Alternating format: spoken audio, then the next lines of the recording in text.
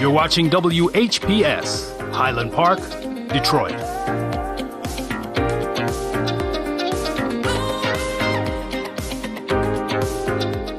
WGPR Detroit, HD2. The views and opinions expressed on the following show are not necessarily the views and opinions of WHPS, its affiliates, management, or sponsors.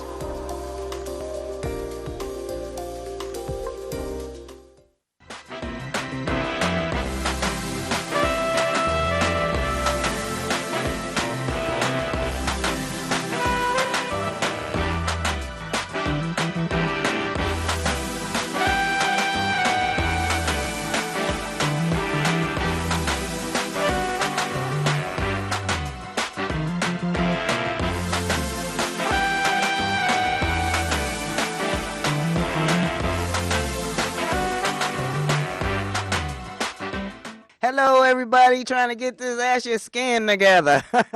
How you guys doing? My name is Donna Stinson. This is Can We Talk About It, where we do talk about the elephant in the room.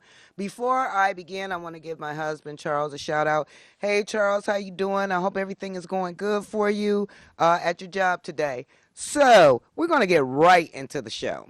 So, I was doing some research, and, between 2015 up till now, the police has either caused miscarriages or actually shot 50 pregnant women between 2016 and now. Women, please be careful. And this is just my opinion, these race soldiers don't care nothing about you having a baby in your stomach. They don't care that you're at a fragile time. They don't care nothing about your emotions. Please be careful out here. So I just had to say that because when I was reading the statistics, I just thought that was so alarming. And then I watched some videos that the police would actually pull a pregnant woman out of her car and then take his foot and put it in her back to lay her on her stomach. I'm watching you guys. I'm watching you. So let me tell you guys what happened. I believe this was last Monday. Okay, I'm coming home and I'm at a red light. This is why I don't have respect for a lot of the police force. Because they have a police car, they jumped in front of me, didn't have no turn signals. Oh, I have it on tape. They jumped in front of me, didn't have no turn signals, and then want to act like nothing happened. So I followed them for about 3 or 4 miles. Every time they turned, I guess they didn't know they wanted to know if I was following them, so I let them know I was following them. So we're all from 6 Mile all the way down to Southfield, going up 7 Mile. I mean, I'm following them everywhere. So I pull over. They pull over. I guess they call themselves trying to get in front of me. So I drove right past them. I went about a block up. I parked. I pull over. They whip on me like they about to do something, and I'm like, oh, what? And you know what? They pull it off with the quickness. Ain't nobody scared of you. Nobody. I'm sick of these police officers riding around Detroit, running up under folks, jumping in front of folks. They cause more accidents than the law will allow. I actually seen the police run into an older white gentleman off Davison between 14th and Woodrow Wilson. They ran in the back of this man's car and tore his trunk up. But then when y'all get to the scene of an ordinary Joe or ordinary Smoke such as myself, you'll sit up and laugh at us and talk all kinds of crazy stuff. Half of these dang on police officers drink on the job. I know that for a fact because I ride up on them and see the containers in their cars. But I'm not close enough to where I can take pictures, but when I do, I will. Some of these officers are high on crack. And the commanders let them come out like this. If I didn't say this once, I've just said this again. I would rather have 3 good police officers in Detroit and the city be behind those 3 police officers than the city not help none of these police officers, because at least 75% of them are bad apples. Yeah, I said it. And I want the boys in blue, the blue thin line, the blue family, whoever the hell y'all think y'all are, I want you to know I am on you like white on rice. You let all of these white people that's passing through Detroit, that's speeding through Detroit, you let them go. But meanwhile, a brother or a sister that can work 12, 16 hours, you'll pull them over and give them a hard time. I know you do, because I see it. I watch you. I tape you. And when you see me, then some of you don't even give them a ticket. So that lets me know you're harassing my brothers and sisters. Now, I done said this before. Just because a person is your color don't make them your friend, which takes me to the neighbor from hell. I have a neighbor that lives next to me. I think I've told you about this this is just my opinion. She's a young, crabby recluse. That's what she is. I believe she works. She don't talk to nobody on the block. She's about my complexion, or maybe even darker, I'm not sure. But she's bougie. And I told you she was tearing up my grass. And I tell this heifer, baby, please, you see what you're doing to my grass? Can you please not do that? Okay. And slam the door in my face. So I take a fence and, you know them little fences that you can put together. So I buy one and buy 2 actually. Put it like at the corner of my lawn where she can't, ride over my lawn. This heifer just toe up. And I mean toe up my little fence things. I'm like, you know what? I'm like sick of her. I'm going to turn this over to the Lord. Maybe, if I just don't give her no energy, maybe next year we can get together and something can be done about this. I'm taking my cat out. This broad that had somebody, or she, because I have carpet on my porch, then ripped up the corner of my carpet. So I calls the police. And, I'm letting them know, well, a police officer that I know. I don't really just random willy-nilly with the police. But I called a police officer that I know, and I'm telling the police officer, this woman is really getting on my bad side. I'm going to do something to her or have something done to her. You need to come over here and check her out. I don't care what you heard. I'm telling you what's going to happen. Ever since this woman been in our neighborhood, she's just been a complete neighbor from hell. So I'm letting the police officer that I talk to and any police officers that's listening, if you want to get on my good side, go over there and get that chick straight before, which I know will be an honor for y'all to put me in jail, but go over there and get that chick straight before something happens. She does something to me or I do something to her. I've tried to be nice to this woman. I go out my way for people. When people new come on the block, I give them plants. I cook food for folks. I'm there for just about everybody on my block because I want us to be a close-knit block. But then here come Heifer Heidi running over people's grass, blasting her music all hours of the day and night when she come in. And I'm like, this is terrible. You young women. Some of you young women got it all together. And I ain't speaking on this person that stay next to me. If you move in a neighborhood and you move next to people that you know that's older than you, have some respect. Don't nobody want to hear, shake that thing, shake that butt, come on, B, let me see you bend over. I don't want to hear that. If you young women, you young men, you live next to older folks and you want to hear that, go in your house. Don't be in your driveway that's between 2 houses blasting music. Some of you are so idiotic, you don't think you're doing anything wrong. So I just had to say that if you young people want respect, you have to give it. You can't just move on some block all willy-nilly. You don't know nobody. You got your nose turned down to everybody, and you're becoming a nuisance. My beautiful black young brothers and sisters trying to get their lives in order. They get to rent a house and get their life in order. I'm so happy for you. But don't make your presence a nuisance for others.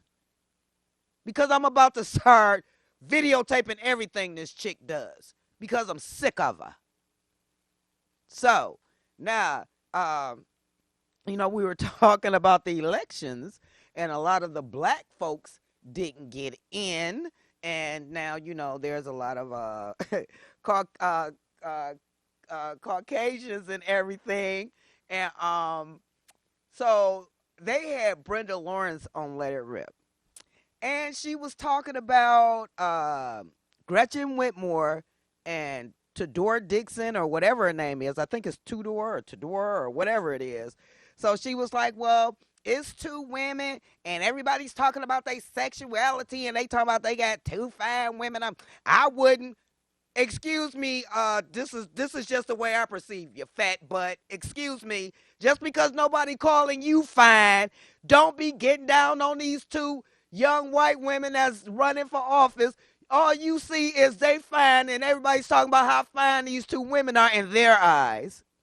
Because some black men don't like women like that, white women. So you can't say everybody think they fine. Just you think they fine, Miss Lawrence, or you're insecure. What was the reason in bringing up they're both women and they both, people are treating them like sex symbols? Well, I mean, what they got to do with anything? They've been doing Big Gretchen like that ever since she been in office. So why is your nose all out of joint because somebody gave somebody a compliment because they white or because you fat? I just want to know. I'm just asking a question. This woman, Brenda Lawrence, is a mess. She got the nerve to sit up here and defend these white women when she had a black woman back in 2017, 18 or something like that on her campaign thing, and somebody was harassing, and I believe this was I'm not sure if it's 2016, 17, but she let people harass her people. If I'm not mistaken, she was letting this one man harass one of these women, and she wouldn't do nothing about it. And then when the lady came out, she was talking about she had no idea. Girl, bye. You a hot, fat mess. And you always talking about what you done did for this city. I don't see it. I don't see it. Most of you people on city council, y'all get on city council, y'all think y'all all that. You can't be touched, Leland. You think you can't be touched, and then something happens, and everybody's like, oh, yeah, that should have happened. They should have did that. What about Doug Dugan, whatever his name is? What about him? How they going to go up in a city county building and arrest some city council members, but not the mayor that's over the city council? Your day is coming, Mr. Duggan, whatever your name is. Your day is coming. You know you done did some really, really underhanded stuff since you've been here in Detroit, and you know you have. And for the FBI not to do something to him, he's got to be on their payroll or something. I mean, this is just my opinion. This is like what I'm feeling. How you run into a city building and not get with the head man? Not even talk to them. Not even let them know that you're there. I mean, what is that? We need to pay attention, especially to these people that claim that they're for us. They got this one lady, I cannot remember her name, and she's a black woman, and she's new on the scene. And she was saying something about she's for the people, and she's for abortion, and she's for a lot of other things she was saying. And I'm saying to myself, this is just my opinion. Women, I'm talking about women that don't want to keep their legs closed. You are murderers. You act like Planned Parenthood / the Negro Project is a dumpster where if you don't want what you want, you can just go and get rid of it at any time. Shame on you, nasty, filthy women. You are murderers. Oh, man, I didn't know this was happening. I'm pregnant. I got to get rid of the baby. Keep your legs closed, and then you won't have to worry about getting rid of a baby. How about that? There's a lot of white women that's actually the abortion, the Roe versus Wade, is actually geared towards them. They give less than 2 shakes of a lamb's tail whether we have children or not. More white women are going to abortion clinics, just say coming into the inner city, because they don't have them way out in white land. That's just how I feel. So they don't have them out there. So they come out here, get abortions. They end up getting pregnant by some young black men or whatever, and they want to go home now because they can't get what they want out the young black man, and their white father tells them, get rid of the baby and you can come home. These are the women that Roe versus Wade is trying to keep from having children. They want them to keep their children. They want them to keep their children. They don't want us to keep our children. And 9 times out of 10, we keep our children. Now, I'm not saying we all do. Some of us is just as bad. Some of us women are just as bad as these 4-legged dogs that have their litter and just walk away from them. They just murdered them. Anytime you walk away from a responsibility, something living and growing inside of you, and the only reason you don't want it because you felt like you made a mistake, that wasn't that baby's fault. You murderer. You murderer. I think the abortion law should be thrown. It should stay in place. Nobody should be able to get an abortion, not unless they've been raped, not unless something bad then happened to where there's an exception to the rule. Now, Tadora, she's saying that under no exception should anybody get an abortion. It doesn't matter if they was raped, or it doesn't matter if it just doesn't matter to them. Even if the lady was pregnant and it could cause the mother to die if they don't abort the baby, she said no exceptions. So I'm letting you people know my black sisters, they're getting ready to make it very hard for us to have children. And they're going to always try to find a way and say something happened to the baby. There was SIDS disease. It was this, it was that. Make sure you eat proper. Make sure you start finding midwives, because these corporation hospitals are all for white women and their babies. They may not tell you that, and this is just how I feel from all the information I've been reading and gathering. They don't care about your black self or your black baby, but they love snowballs. So that's why white folks scared to go to hell, because they snowballs, okay? So I'm just saying, we need to start pulling our resources together, or we need to start doing things that's going to help us in the long run. We sit up, and I've told you this before, especially these women. You sit up, you let the doctors tell you anything about what's going on with you without researching, and then you take medicine that you probably never had to take before. You come up with some type of reaction to the medicine, and then the doctors is free and clear because they say, well, it's written on the thing that this could happen, that could happen, blah, blah, blah. When you feel, because a lot of the doctors say that they will give you medicine, but they feel like the outcome, the goodness of the outcome is better than the risk of the medicine. Don't believe half that stuff they be telling you. That is not true. There are so many people that's not on record that we don't know about that then died because these people then gave them the wrong medications. And they just settled out of court, and in order for the people to get the money, they gave them a gag order, which means if you sign this, you can't talk to nobody about what happened, and we want our money back. Do you know how many black folks that went for this? And that's why a lot of our black folks die in the hospital. I truly believe with all my heart. My mother in 2013, and I believe this with all of my heart, had cancer. She did hospice at home, and then when she really got sick, she ended up going over to Henry Ford's, which I hate that hospital. She goes over there. She's back and forth. She's back and forth. Something is telling me. Now, this was on a Sunday. My mama passed on a Sunday. Something told me to go and instead of going to church, go and see my mom. I decided to go afterwards. As I was going up there was a Caucasian guy that worked on hospice floor. His name was Charles. He looked at me like he was so scared. When I went into my mother's room, her mouth was open like this, like she was scared, gasping for air. And I believe that man killed my mom. I really do. When I came back out the room, this man looked at me, put his head down, and walked out of the whole section. Now, if you had nothing to do with my mama's death, why are you looking like that? Why are you acting like that? When it comes to your parents, when it comes to your loved ones, pay attention to these folks in the hospital because they think they're avenging angels. They think that they're helping the family by killing off their loved ones. Pay attention to these doctors, especially in these hospice wards.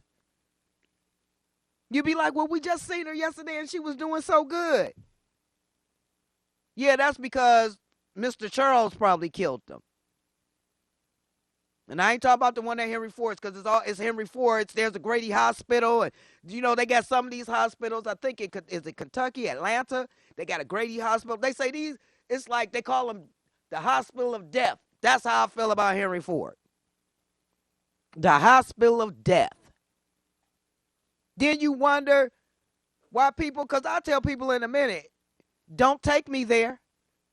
I'd rather take my chances and have the Lord sustain me than to go up into Henry Ford's and I'm unconscious and I don't know what's going on. I won't do it. Pay attention to your family. Pay attention to these doctors.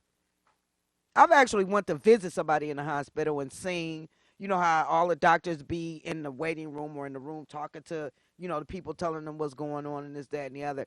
And they're laughing about the people asking them questions about their loved ones. Like, well, do we know when it's going to happen? Or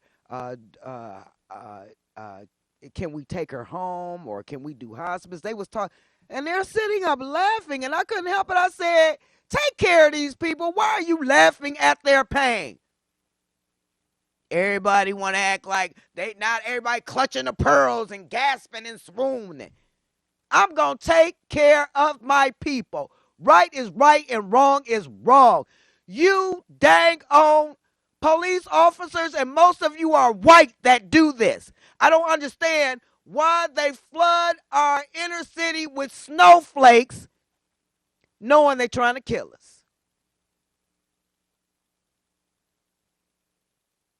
I have one time to see a white police officer that's not doing nothing wrong or doing nothing criminal to black folks.